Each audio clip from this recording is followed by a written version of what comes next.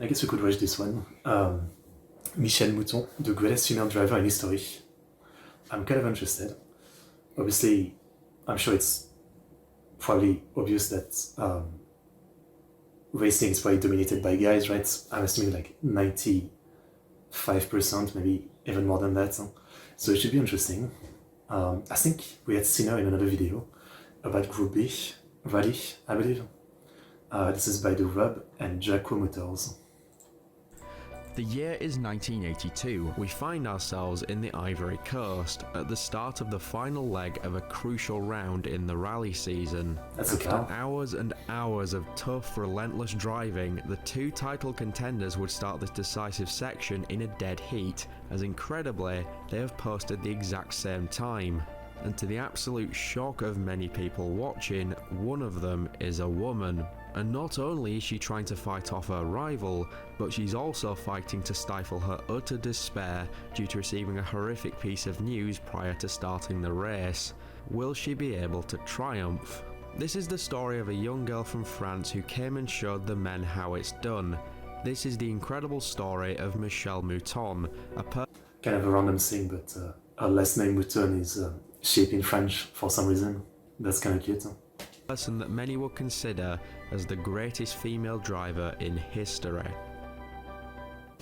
Hi guys, the Roop here.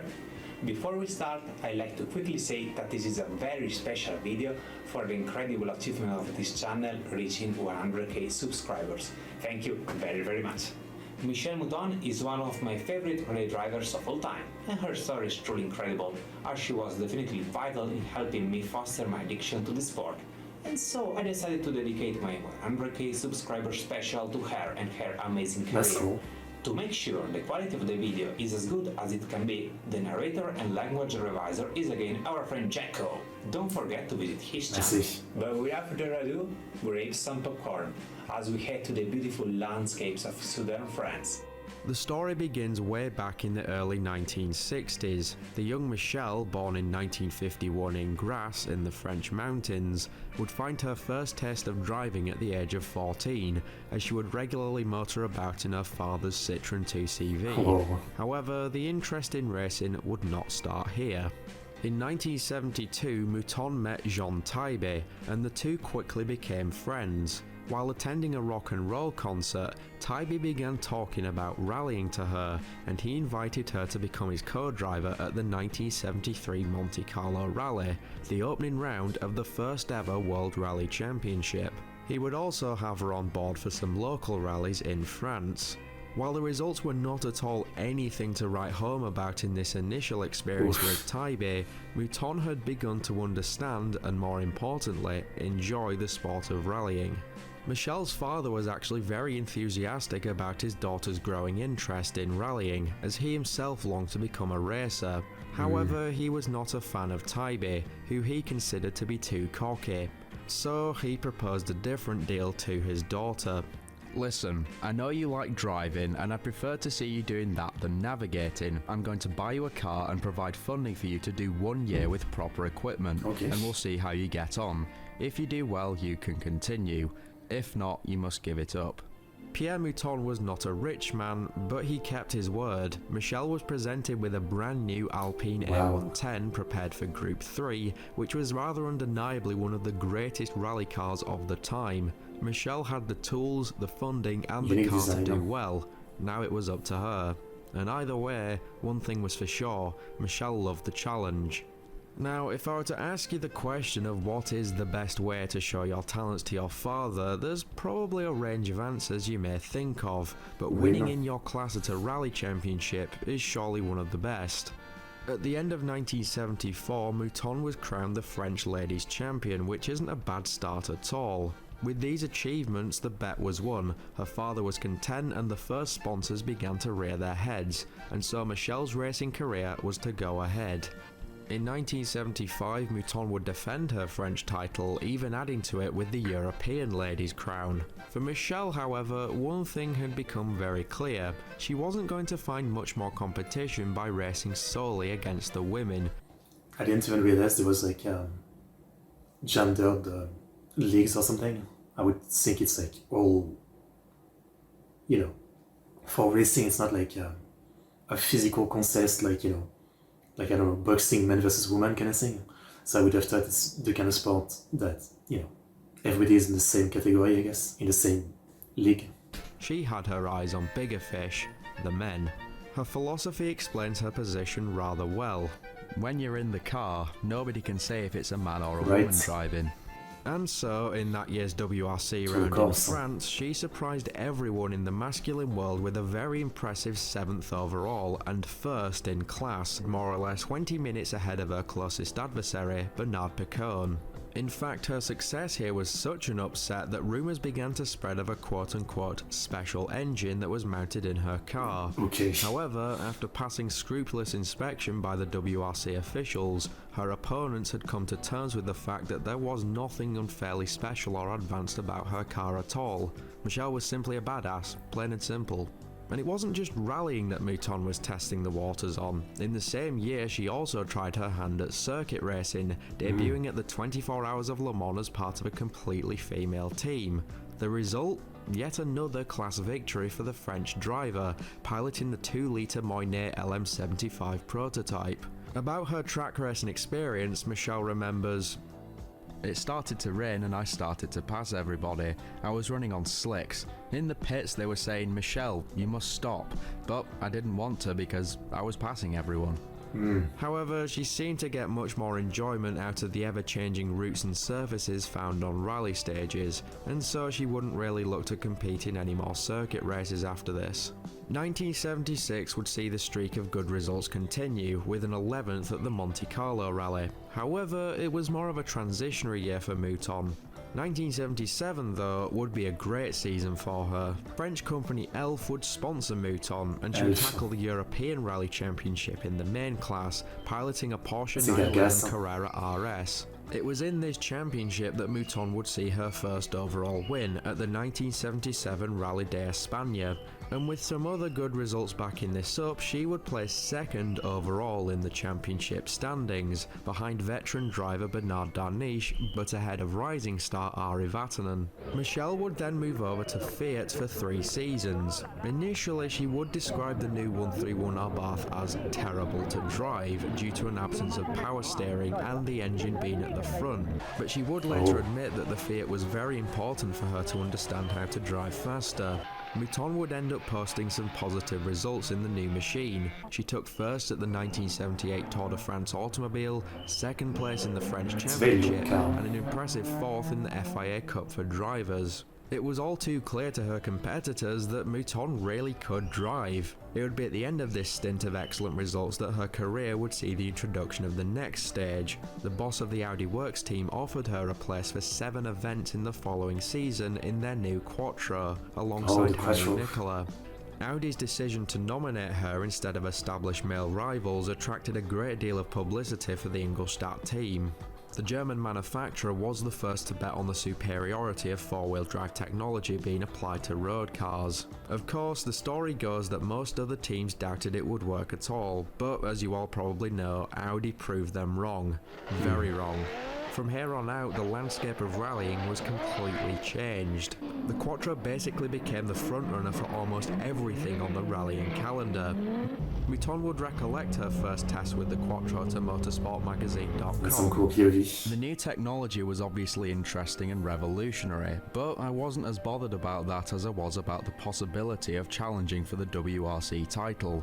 I remember how impressive the car felt during some early testing in the snow, when on standard rubber the Audi felt the same as other cars did on studded tyres. In 1981, Audi contested more or less half of the events and was essentially a learning year, as both the car and the entire team behind it were brand new. In any case, the team's first win arrived very quickly at the second round, Sweden, thanks to Hannu Mikkola. As for Michèle, well, the season did not start brilliantly. Sand in the fuel tank forced the Queen of Speed to stop even before beginning the first round, Monte Carlo, immediately setting her on the back foot. At Mouton's next round, Portugal, things did go a little better. She would begin her long partnership with Italian co-driver Fabrizio Pons, and she claimed victory on 7 stages, but after suffering some electrical problems... I don't know what they speak then, if your co-driver is Italian. Like, did they speak English? would settle for 4th. However, in the following rounds, while the French driver was showcasing a very good pace, a lack of both personal experience and reliability in her car would mean that she would ultimately earn no more points.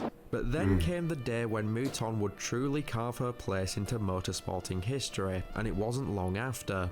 The day is the 10th of October 1981, the last day of Rally San Remo. Despite beginning the rally in a rather disappointing 13th place, the multi-surface event quickly changed from tarmac to gravel, and very quickly she started to recover. With MICHÈLE already lingering behind with technical problems, and with her other teammate Chinotto crashing, Mouton had become the last hope for Audi, and the news got even better for her. Walter Röhrl, who was enjoying a comfortable lead in his Porsche, would end up breaking his gearbox, and so the French driver was able to swoop in and take the opportunity for the lead. However, in rallying you really can't count your chickens until the eggs have hatched. MICHÈLE arrived at the next service point among clouds of smoke and sparks, with a wheel on full lock. The mechanics took more time to repair the damage than she had available, and MICHÈLE was slowly losing all the time that she'd been able to build up. Her advantage had been reduced to as little as 30 seconds. Well, I guess she just joins the others. Seems like everybody had bad luck on this race. Ari Vatanen, who was snapping at her heels in second, observed, "The day I will be beaten by a woman, I will stop racing." Why would you say that? I mean, outside of being like stupid and misogynist, right? But like, if it actually happens, it's definitely not going to stop racing, and that's super embarrassing. It was clear that the Finn was ready to give everything to avoid say being that and beaten then by not do it. MICHÈLE, and even worse, the surface had returned to the tarmac, not a place where the Quattro excelled. With the pressure mounting, MICHÈLE found that she could not sleep at all that evening upon returning to the hotel. Upon getting back into the car the next day, she turned to look at her co-driver and said, "Okay, we forget everything and we're back at the first stage of the rally again, because one of us will crash." Well, just as she predicted, not long after arrived the news that Vatanen had hit a rock and was out of the race. And now really nothing could stop the French girl, and Mouton managed to score her breakthrough WRC victory in San Remo, beating out the very best of 80s rally drivers. This was enough proof that she really had what it took to fight for the what I want to know is, did the guy actually quit racing? I need to know. Title, and a full season seat was confirmed by Audi for 1982. Things had seemed to fall into place for MICHÈLE. Audi had created a car that could easily win on gravel, dirt and snow. The main problem was that pesky little thing called unreliability. But with the prospect of efficient German engineering fixing this problem in time for the next season, her opponents were certainly in for some tough competition. While many people of the time doubted and even flat out disliked Mouton and her talents, her teammate Hannu MICHÈLE would end up being one of her biggest supporters. The Flying Finn spent many hours with MICHÈLE during the season, helping her to better understand the car and giving her lots of suggestions to push herself to new heights. Usually a teammate would provide the single biggest rivalry to a driver in any given rally, but are they your teammate if they're your rival too? the atmosphere at the Audi team was rather different, with Mouton and MICHÈLE becoming true friends, working together for both the team and each other's benefits. As for Ari Vatanen and his promise, well, obviously he did not retire, and which is the most embarrassing thing. I mean, making that statement and not actually keeping up with it. would end up apologising to MICHÈLE. Her speed took me and everybody else by surprise. It put our masculine pride to the test. And so came the start of the 1982 season, a year that was marked by overwhelming German dominance. Audi had the fastest car on pretty much every stage, and Opel too had put forward a very reliable contender, bolstered by German driver Walter Röhrl. Could MICHÈLE possibly have a chance of taking the world crown among such stiff competition? Well, like the running in the year before, the opening round was not a good start for MICHÈLE. Not far into the rally, her Quattro would lose grip around a fast right-hander, the likely perpetrator being black ice. Whatever it was, the Audi would come to rest against the wall of a house. It's Her messed up, co-driver Pons was unharmed, but Michelle was forced to wear a cast on her left leg until the next round. Plus, Walter Röhrl, who will be the main opponent for the Audi team, claimed victory over Hannu MICHÈLE. Round 2 was once again in the ever beautiful foothills of Sweden, which this year was almost foreseeing complete snow cover, the perfect terrain for the four-wheel drive Audi to let rip, and the Bavarian team certainly took advantage, with 3 of their cars in the top 3 places early on, being MICHÈLE, Swedish driver Stig Blomqvist, and Michelle taking 3rd. Not a bad start for someone who had just recovered from injury. But as quickly as it started to turn round, disaster yet again struck the team. 5 special stages before the rally's end, MICHÈLE slid into a snowbank, and his quattro would end up being stuck, blocking half the street. While spectators were furiously attempting to put the finished quattro back on the road, Blomqvist hurtled through, barely missing the stuck Audi.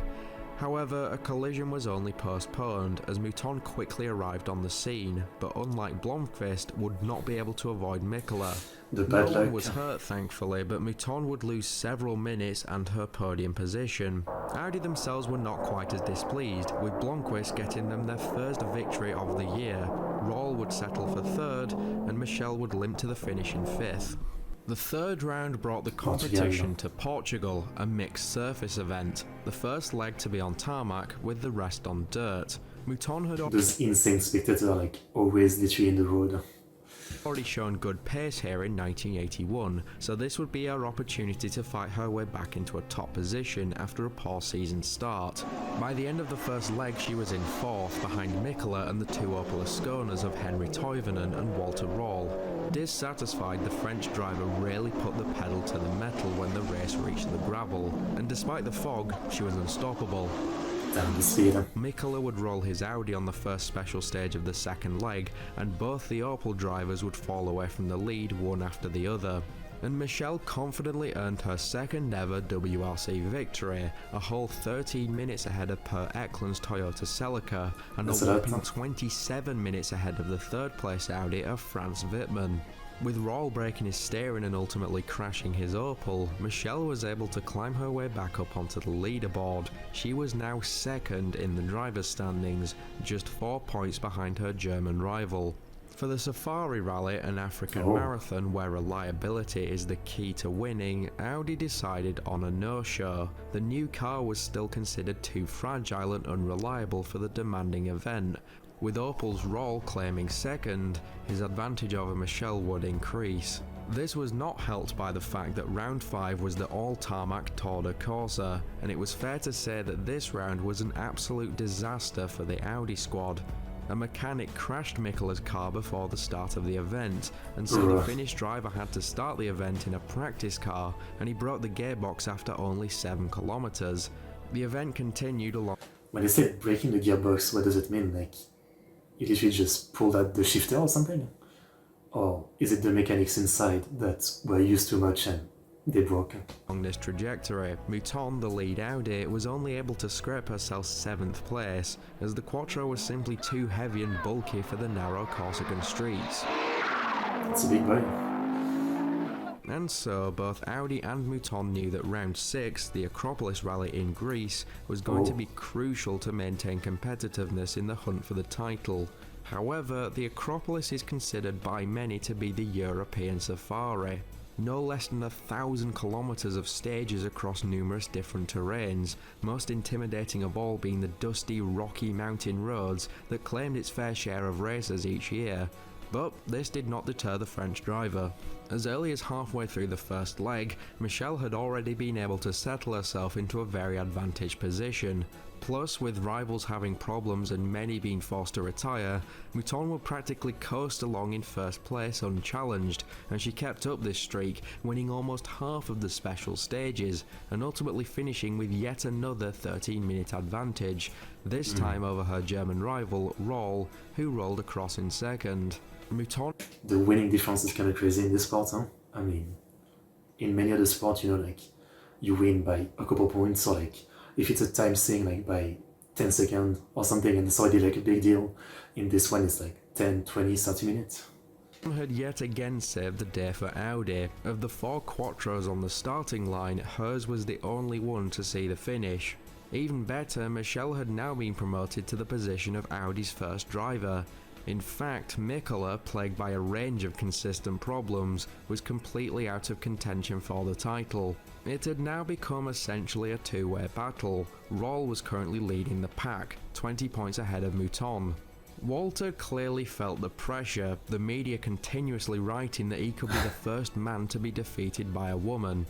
But didn't she already win a couple of things, so there's already a couple of guys who lost? He replied caustically, stating that, "You could put a monkey in the Audi and it would win." Okay, dude. Okay. Damn. That's kind of sad because, well, it's kind of stupid because it's literally saying like, that car is so good, while, you know, ours are kind of bad in comparison, I guess. I wish I was in that car. While it's hard to deny the superiority of the Quattro in most circumstances, Mouton was beating, among others, her Audi teammate, Hannu MICHÈLE, in the same machinery, and he was by no means a slacker himself, as he would of course take the WRC crown in 1983. Naturally, this declaration caused a significant uproar, and MICHÈLE was branded by the media as La Femme qui dérange. La Femme qui dérange. Interesting name. Which translates to the cold as hell nickname of the woman that upsets.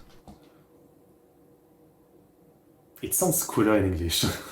Audi then made its first ever trip to the Rally of New Zealand, which in retrospect was a complete waste of money and time, as the entire team scored a combined total of 0 points. Mouton herself seemed to be near her 3rd victory of the season, or at least a podium position, but her engine blew after an oil pipe broke while she was leading the event. Roll managed to wrangle 3rd, but MICHÈLE was by no means out of contention for the title. The 8th round of the season on the muddy and marshy dirt tracks of Brazil was likely the most engaging round of the head-to-head between Mouton and Roll yet. The two contenders would finish 1st and 2nd on all 29 special stages with the exception of 3. Then I guess this rally is fully sponsored by a smoke brand that is literally in the name. That's crazy. But the two strategies differed heavily. Roll went for a pure maximum attack, trying to keep pace with the Quattro in his rear-wheel drive Opel. MICHÈLE, by contrast, simply opted to keep up a good pace and avoid putting too much pressure on her fragile car. The four-wheel drive gave her a huge advantage here. Heavy rain welcomed the drivers on the first leg. The result? Only 8 out of 55 cars started the much sunnier second leg, with the two title contenders switching positions numerous times. Entering the What I'm learning from all those rally videos is that it's really not uncommon for so many cars to not even finish. I mean, I would always assume there's like 1 or 2, but it seems like it's pretty often that even half of the race is just, they don't even finish, yeah? I guess it's that challenging. Second leg, the Opel driver was leading and was able to parry every furious attack by MICHÈLE, but by the 4th leg the Femme qui dérange had become much more consistent. Roll was forced to hand the lead back over, but without any surrender, the battle wasn't over yet. The French driver did not let up, continuing to trade fastest times with the German. However, when Roll went off the road and broke his steering, he fell a considerable amount away from the lead. The winning margin, which was really no measure of the closely contested battle, was a whopping 35 minutes. MICHÈLE's 3rd win was safely secured. In the next 2 rounds of Finland and San Remo, the point situation did not change very much. The only podium either of the two frontrunners were able to manage was a 3rd at San Remo by the skin of his teeth. By contrast, these 2 rounds were a significant help to Audi's efforts, with them taking 1st and 2nd at both. The trip to round 11, the Ivory Coast, was therefore going to be a very crucial round for the driver's title. Because this championship was taking place in 1982, it was operating under an old rule set that considers only the 7 best results. If Mouton were to win here, she would only need a 3rd place in the last round at Great Britain to achieve her incredible feat. Roll's results were simply not that important anymore. The Ivory Coast round was long, rough and demanding. It was an African marathon, similar to the more well-known Safari Rally, but by no means any less intimidating, notably having a lot of its route down in the jungle.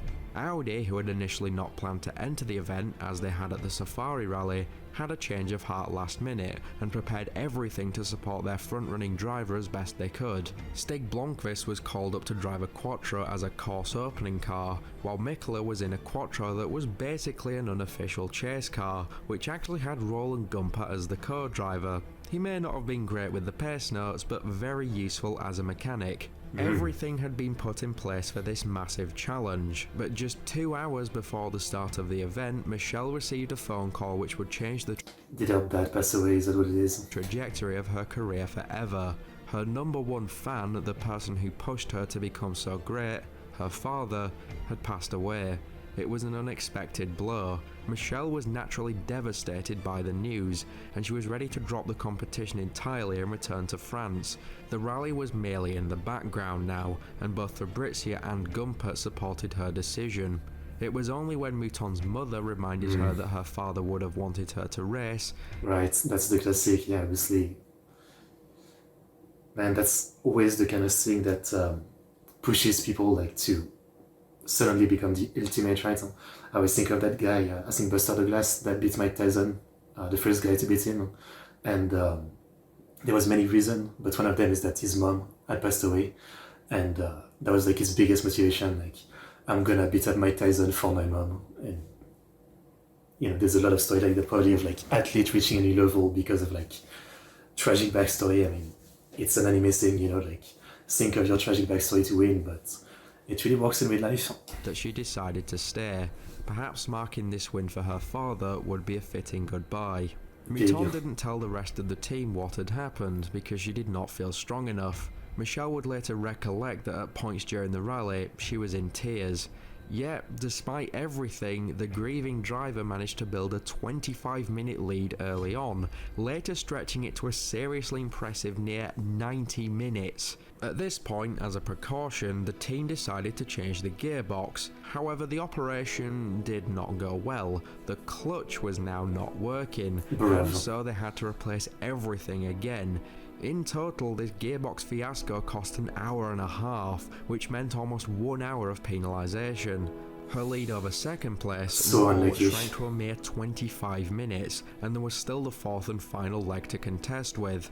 And the problems didn't end there, as at the start of the final leg, Mouton's Quattro simply did not want to start, and MICHÈLE lost another 25 minutes. Like it was part of a movie script, the two title contenders were now entering the final day with identical times. And then came the 46th time stretch, which contained a very infamous turn after a long straight. Both Eklund and Roll went off the road here, though came away with very little damage. Mouton, however, was not so lucky. After coming off the road at the same place, the Quattro would roll numerous times, damaging pretty much everything including the windscreen. However, it could still move, even if not in great condition. Mouton would now have to push even harder to increase the distance between her and Roll, but with it now being foggy and with a complete lack of pace notes, which had flown out of the car during the crash, another inevitable accident would follow. With the Quattro even more damage than before, former world champion Bjorn Waldegaard, who was driving for Toyota, arrived on the scene. He and his co-driver would try and help get the Audi back on the road, refusing to restart without seeing the Quattro moving again. Bruno Sebe, a Renault driver, would also arrive to help out. MICHÈLE and Fabrizia were very moved by this generosity, but it was clear that the car had experienced a complete knockout, and Mouton was forced to throw in the towel. Unfortunately for her, this would now make it impossible to overtake the German, and Walter Roll would claim the title of... I really thought this was building to the perfect, like, a storyline, but I guess it didn't happen. The 1982 World Rally Champion. Decades later, Roll told Dirtfish, "Really, it was nothing to be world champion, but it would be a very special thing for the future to have had a woman be the world champion." Even after suffering defeat, MICHÈLE did not dwell on losing the title, considering the terrible news that she had received before the rally. In Claude Garnier's opinion, her boyfriend at the time, the loss of her father was an important contribution to the end of Mouton's driving career. She would slowly change and started to think about relationships and having a family. Some consolation would come though. After claiming second at the final round in Great Britain behind her teammate MICHÈLE, she ended the season in second place. Audi, on the other hand, was proclaimed the Constructors' Champion of 1982, the first German brand to achieve this. In a previous video on this channel, we covered the 1983 season of the World Rally Championship, a titanic battle between the reigning champions, Audi, and returning rally legend Lancia. While it was a true story of David versus Goliath, we won't dwell on it here, link to it is in the description. By contrast, 1983, for Mouton at least, was not a successful follow-up to her efforts in 1982. The main rival of Mouton this year was luck. Her lower placement was largely down to two mistakes that she made in both Monte Carlo and Greece, and then in almost every other rally she was slowed down by various technical issues that were out of her control. Emblematic of this theme was her DNF in New Zealand due to a broken engine that just had to go while she was in first and very close to the finish. By the end of the season, with 3 podiums, she finished 5th in the drivers' standings. For 1984, Audi added their once main rival, Walter Röhrl, to their already formidable lineup, and they had a true hand of aces, MICHÈLE, Blomqvist, Röhrl and of course Mouton, but not all rallies were on the programme for the last 2. MICHÈLE in particular only signed a 5-event contract, and in this season she would finish on the podium for the last time in her career, with a 2nd place in the Swedish round. But by no means did this mean that Mouton's bank of achievements had come to the end of the road yet. For 1985 she wanted to cut back on her level of commitments to the sport. I guess maybe it's like the opposite of what I said, yeah, for maybe the loss of her that actually, you know, like if there wasn't the crash and all that, maybe she would have won, right? And then, you know, all would have been good, but the fact that she lost her dad, kept racing, and that motivation wasn't enough to win, maybe, yeah, that just kind of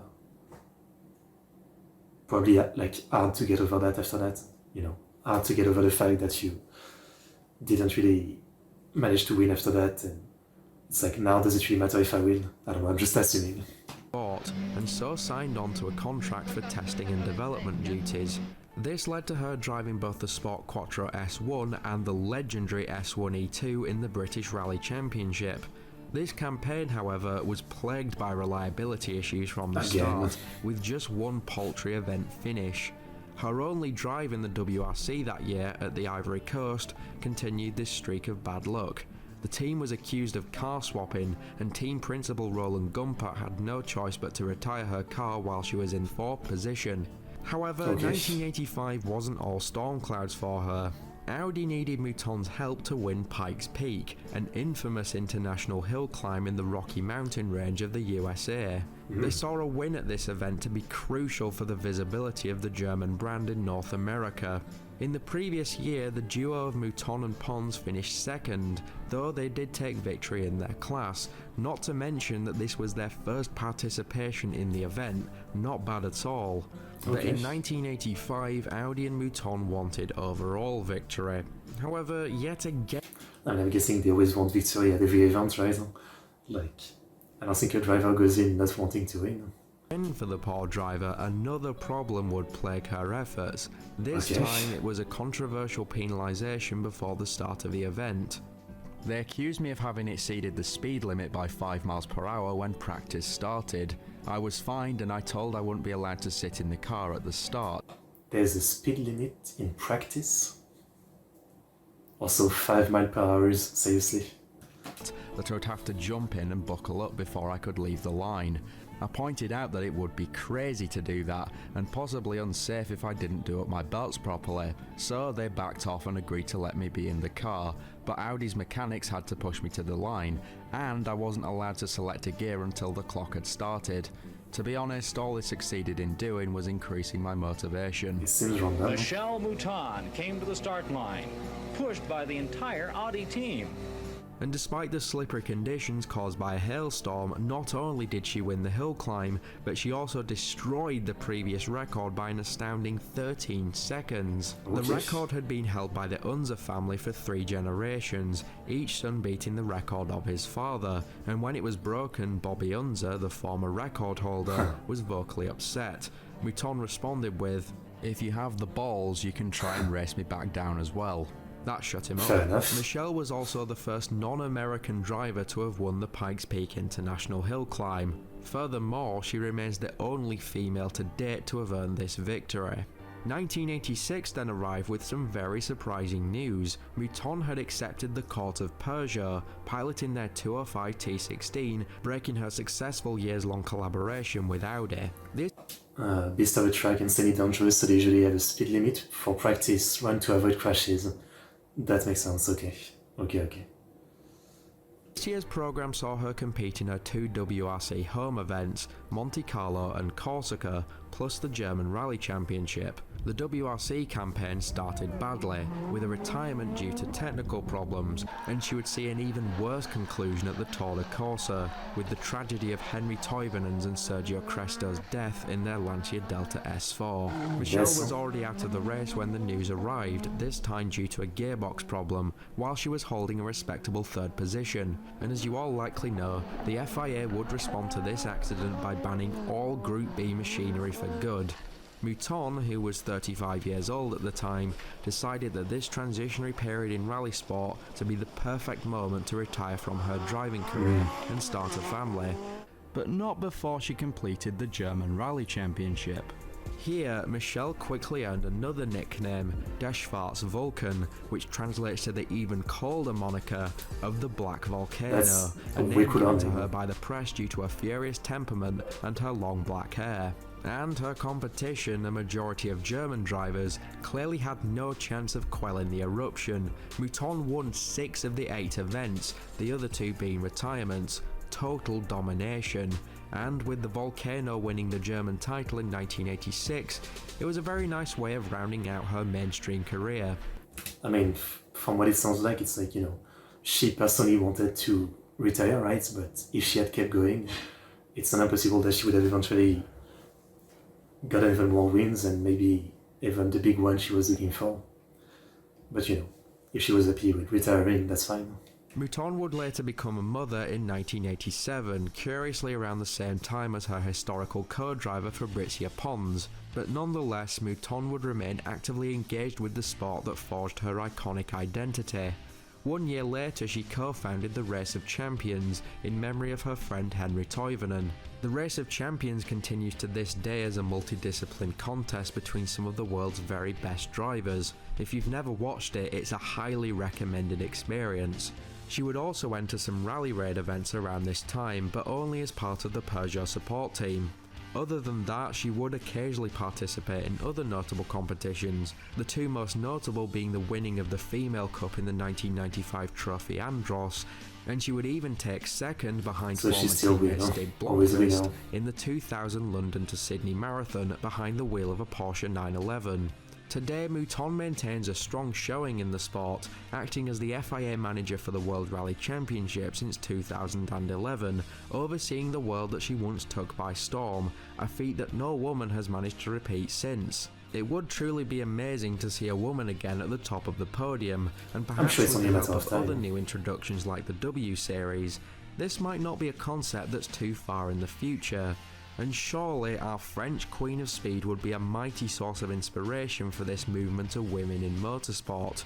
Michèle Mouton remains to this day the most successful female driver of all time, outscoring her male colleagues and rivals multiple times over. And it is a bit crazy though that it's been like 40 years and she's still like the most successful, yeah.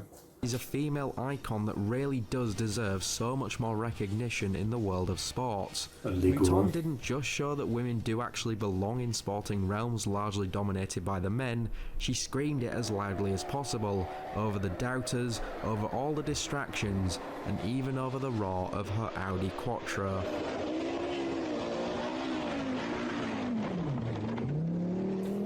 Well, she's pretty awesome, that's for sure. Really, really awesome.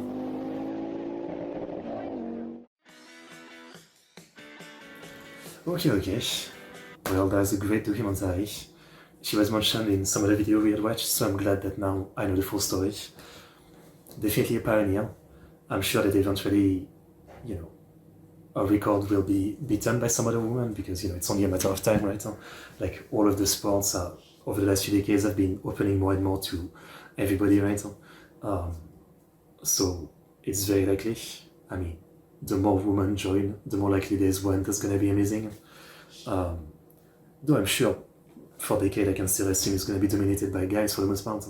I don't think it's ever gonna be like 50-50 maybe, but you know, she will always be, I guess, the pioneer by so long, right? By 40 years, I guess. Even more, depending on how long it takes until someone else managed to beat some other record. It's pretty cool. Definitely an interesting character. I mean, with the 2 documentaries we watched today, I guess I realized that France is pretty good at racing. I never quite knew that, but I guess now I know. Now I know. I always said I don't really know like what sport France is good at, and I genuinely don't know. I guess, you know, we won a World Cup in soccer, so like back then maybe soccer, but this day maybe rugby, but I guess racing as well, yeah.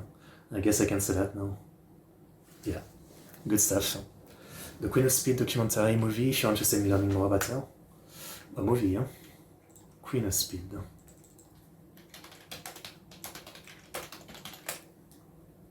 Okay.